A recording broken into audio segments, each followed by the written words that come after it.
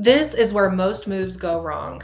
It's not the house you choose, it's not the price you pay, it's the order you do this in. Should you sell your home first or should you buy the next one first?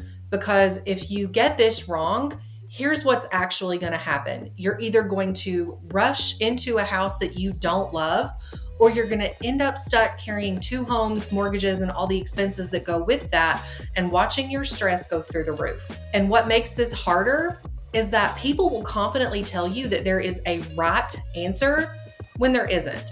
There's only the right answer for you at this time in your life. So let's break this down in a way that actually helps you make the decision without second guessing it later. This isn't a timing question, it's a pressure question.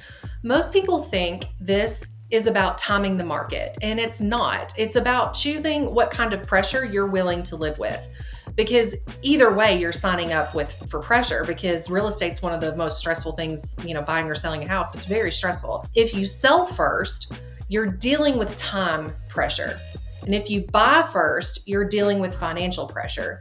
And the mistake is thinking that you can avoid both when you absolutely can't. You can only choose which one fits your life better right now. And here is what selling first actually feels like when selling first feels safe. So you list your home, you get it under contract, and now you know your numbers. And that part feels really good until it doesn't, because the moment you're under contract, you now have a hard deadline and everything changes. I've seen this play out more times than I can count.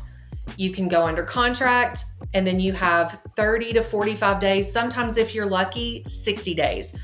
And at first, you're very excited. You're getting a new house, everything's getting under contract, pictures. And then week 2 hits and you haven't found the right home yet. And you're starting to think, okay, maybe we just need to be a little bit more flexible. And then week 3 hits and now it's, we just need something that works. And that shift right there is where people end up making decisions that they regret. On the plus side, selling first gives you financial clarity, but it quietly takes away your ability to be patient.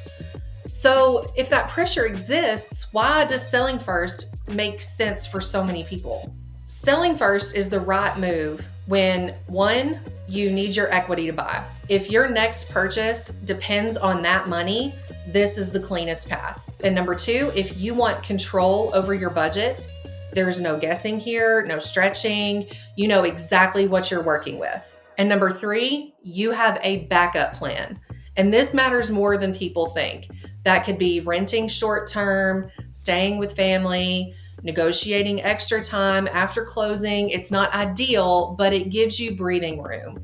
I always tell my clients to make sure that you have that plan moving forward, because nobody wants to be homeless, and this protects your decision making. All right, now let's flip it. If you want to buy first, it feels like you're in control. You find the right home, you lock it in, you move on your terms.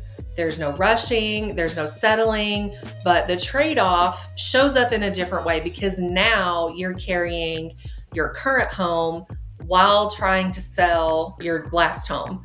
And every extra week is going to hit different. So at first, it's going to feel manageable. And then you start watching the mortgage payments come down and the utilities and insurance on a property that you no longer live in. But you're also looking to pay that for the property you've just purchased. And if your current home doesn't sell quickly, that pressure builds very fast. But buying first protects your lifestyle decision, but it increases your financial exposure during the transaction. Buying first makes sense when, 1, you have financial flexibility. You can carry both homes temporarily without panic. 2, you are very specific about what you want. You're not just upgrading, you're upgrading intentionally. And number 3, you don't want to compromise. This is the big one, because once you feel rushed, your standards are going to start to change. If you're sitting there thinking, I'd rather deal with some financial pressure than end up in the wrong house, that's usually your answer. It's starting to show itself, where if that's your line of thinking. Here's where most people get this wrong. They think it's sell first or buy first, and that's it. But there's usually a lot of middle strategy, and this is where good planning changes everything. Selling with a longer closing time, negotiating time after closing to stay in your home, structuring your offer to give you flexibility, creating overlap without full exposure. Now, none of these are automatic. They have to be planned and negotiated correctly. But this is how you avoid being fully exposed on either side. If you're in this situation right now, I want to know what feels more stressful to you, rushing into the wrong home or carrying two homes for a period of time on your financial books? Because your answer to that question tells you a lot about what direction you should lean towards. So think about it this way. Instead of asking, should I sell first or buy first? Ask this: what mistake am I more willing to risk? Because there are your two realities. Selling first risks settling under pressure. Buying first risks carrying more financially than you're comfortable with.